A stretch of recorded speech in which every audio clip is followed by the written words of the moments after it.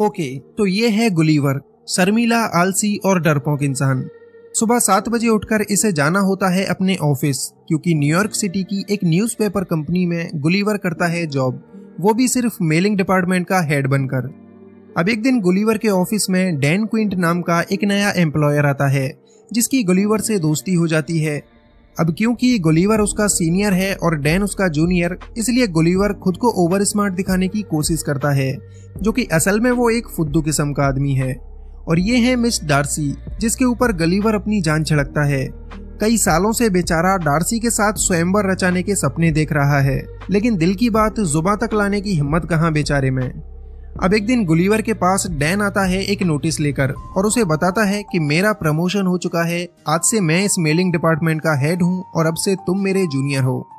ये जानने के बाद बेचारे गुलिवर को शौक लगता है, क्योंकि सालों से वो इस ऑफिस में रगड़ रहा है, लेकिन उसका तो कभी प्रमोशन नहीं हुआ और ये कल का लौंडा आते ही बाजी मार गया। गुलिवर का लटका हुआ चेहरा देख डैन उससे कहता है कि बेटा, तुम्हारे अंदर कोई कमी नहीं है, बस तुम हो एक फट्टू इंसान जो कभी अपने लिए कुछ भी नहीं बोल पाता, और इसीलिए आज तक डार्सी भी तुमसे दूर है। अगर ऐसा ही रहा तो वो जाएगी किसी और के साथ और तुम करना प्यार उसके बच्चों के साथ। अब क्योंकि डैन ने गुलिवर की हिम्मत को ललकारा था, इसलिए गुलिवर को आता है गुस्सा और वो पूरी हिम्मत के साथ जा पहुंचता है डार्सी के ऑफिस में। लगता है आज तो गुलिवर अपने दिल की बात कह कर ही रहेगा, लेकिन ये क्या, गुलिवर की तो फिर से हवा निकल गई और वो दुम दबा के ऑफिस से जाने लगा। तभी डार्सी की नजर गुलिवर पर पड़ती है और वो उससे पूछती है, तुम यहाँ पर कैसे आए मोटू राम। अब बेचारा गुलिवर हड़बड़ी में एक ट्रैवलिंग फॉर्म उठा लेता है। ये देख डार्सी उससे कहती है, अरे वाह, तुम्हारा भी ट्रैवलिंग में इंटरेस्ट है, और गुलिवर को ट्रैवलिंग के ऊपर कुछ आर्टिकल लिखने को कह देती है। गुलिवर बेचारा जो कभी न्यूयॉर्क से बाहर ही नहीं गया, वो कैसे ट्रैवलिंग पर कुछ भी लिख सकता था, पर क्योंकि डार्सी मैडम ने कहा है, इसलिए गुलिवर पीछे भी तो नहीं हट सकता था। घर पहुंचकर गुलिवर का हाल कुछ यूं होता है कि आगे कुआं पीछे खाई, हर तरफ से आफत आई। लेकिन फिर गुलिवर को आता है एक आइडिया और कंप्यूटर पे जाकर वो शुरू करता है कॉपी पेस्ट का काम। अगले दिन गुलिवर पूरे कॉन्फिडेंस के साथ डार्सी को अपने आर्टिकल्स दिखाता है, जो चुराए गए थे इंटरनेट से। गुलिवर के आर्टिकल देख डार्सी हो जाती है बहुत ही ज्यादा इम्प्रेस और कहती है, तुम कहाँ थे अब तक छुपे रुस्तम। इसके बाद डार्सी गुलिवर को अपना एक प्रोजेक्ट दे देती है, जिस पर वो खुद काम करने वाली थी, और ये प्रोजेक्ट था बरमूडा ट्रायंगल में जाकर उसके ऊपर रिसर्च करते हुए आर्टिकल लिखना। गुलिवर इसके लिए फटाक से राजी हो जाता है, क्योंकि उसके ख्यालों की मलिका उससे इम्प्रेस हुई जा रही थी। अब यहाँ से गुलिवर जा पहुंचता है बरमूडा, जहाँ एक बोट उसका इंतजार कर रही थी। बोट में बैठकर गुलिवर फुल एंजॉय के साथ आगे बढ़ता है, कई सारी कोल्ड ड्रिंक खाली कर देता है और फिर रोबोट बनाने वाली एक बुक को पढ़ने लगता है। लेकिन बुक पढ़ते पढ़ते गुलिवर को नींद आ जाती है। कुछ देर बाद गुलिवर की आंख खुलती है तो उसके सामने एक समुद्री तूफान होता है। गुलिवर की आंखें और मुंह सब के सब फटे रह जाते हैं और वो अपनी बोट समेत उसी तूफान में कहीं गुम हो जाता है। अगले दिन गुलिवर को होश आता है तो उसकी बॉडी पर चींटियां जैसे कुछ रेंग रही होती हैं। वो सर उठाकर देखता है तो ये तो इंसान होते हैं, जो बिल्कुल कीड़े मकोड़े जितने साइज के थे। गुलिवर की पूरी बॉडी रस्सियों से बंधी हुई थी और उस नन्ही फौज का कैप्टन जनरल एडवर्ड गुलिवर को बताता है, तुम पर इल्जाम है कि तुमने हमारे जानी दुश्मन ब्लेफुसियन की मदद की है, इसलिए तुम्हें कैदी बनाकर हमारे बादशाह सलामत के पास पेश किया जाएगा। गुलिवर को कुछ भी समझ नहीं आता ये सब क्या है, और वो सारी रस्सियों को तोड़कर उठ खड़ा होता है। वो सोचता है कि वो कोई सपना देख रहा है और अपनी आंखें बंद कर लेता है। तभी जनरल एडवर्ड अपना भाला लेकर गुलिवर के पैर में दे मारता है। इसके बाद पूरी सेना गुलिवर की रस्सियां पकड़कर खींचने लगती हैं, जिससे उसकी पैंट तो उतरती ही है, साथ ही वो जमीन पर गिर पड़ता है। फिर बेचारे गुलिवर को लकड़ी की गाड़ी पर लेटाकर लिलीपुट साम्राज्य में लाया जाता है। उस राज्य के बच्चे, औरतें सब गुलिवर को देखने के लिए इकट्ठा हो जाते हैं, क्योंकि उनके लिए तो गुलिवर एक राक्षस है। अब राक्षस गुलिवर को राजा के सामने पेश किया जाता है, जहां जनरल एडवर्ड राजा को बताता है कि ये राक्षस एक ब्लेफिसियन जासूस है जो हमारे दुश्मन राज्य के साथ मिला हुआ है।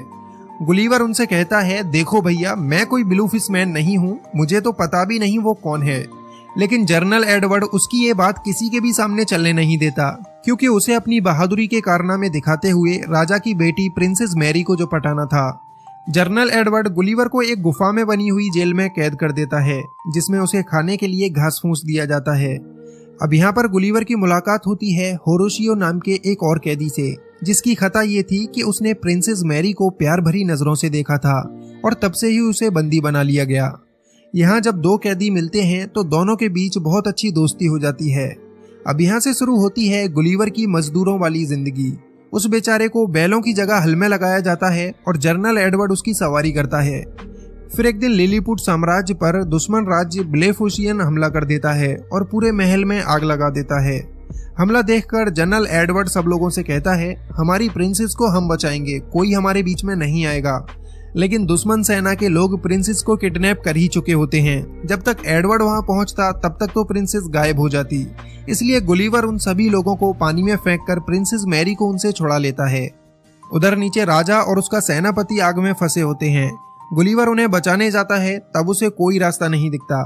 फिर उसके शैतानी दिमाग में एक आइडिया आता है और वो अपनी पैंट उतारकर राजा के ऊपर पेशाब करके उन्हें आग से बचा लेता है।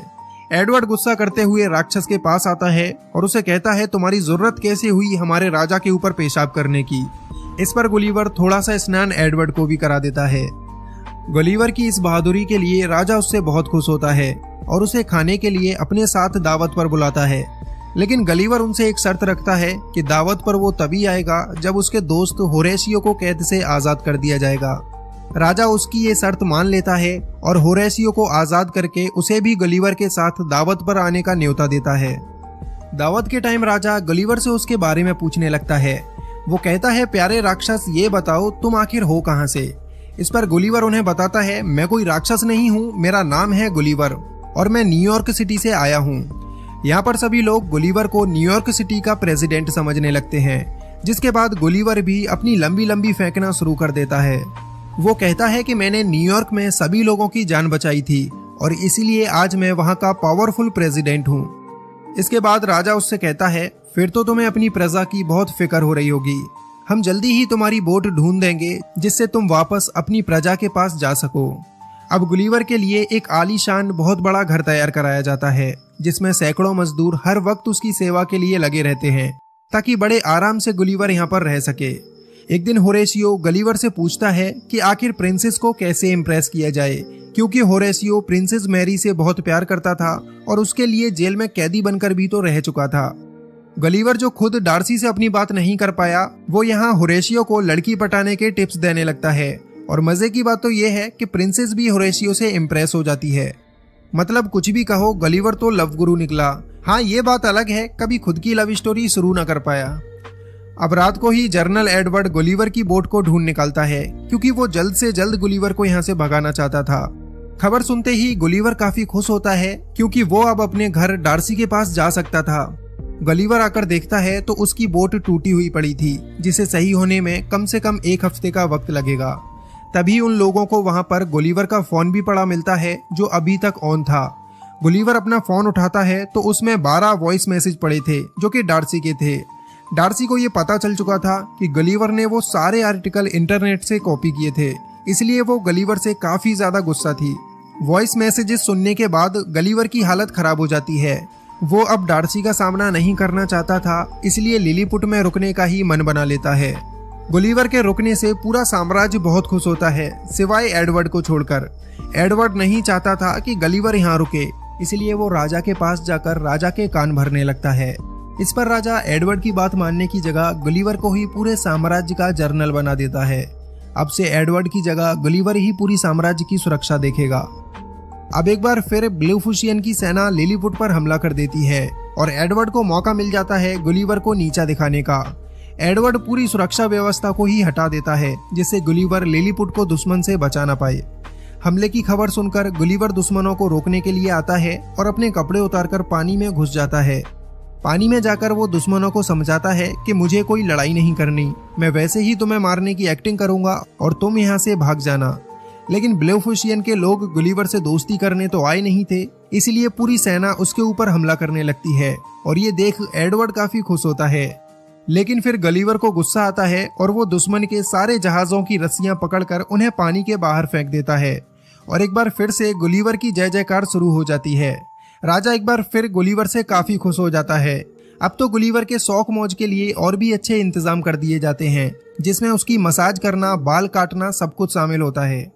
उधर गुस्से से भरा हुआ एडवर्ड जाकर दुश्मन राज्य ब्लेफुशियन से मिल जाता है और गुलिवर की बोट से रोबोट बनाने वाली बुक निकालकर एक विशालकाय रोबोट तैयार करता है जिससे गुलिवर को हराया जा सके।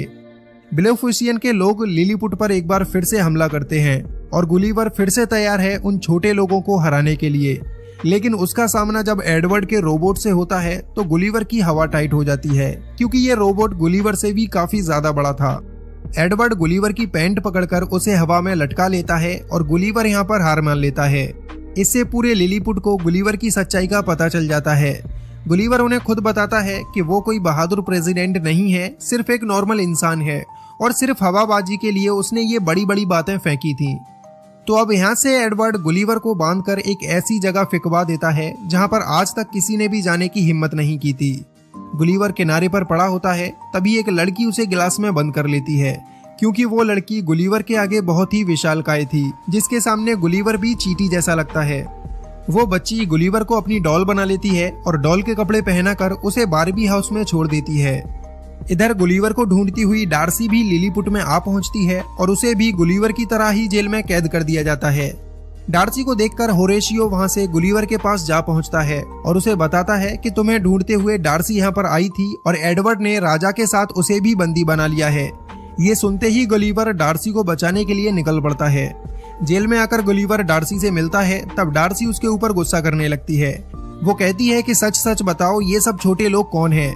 यहाँ पर गुलिवर डार्सी को शांत करता है और उसे सब कुछ बता देता है कि उसने डार्सी से झूठ क्यों बोला था और वो उसे कितना प्यार करता है।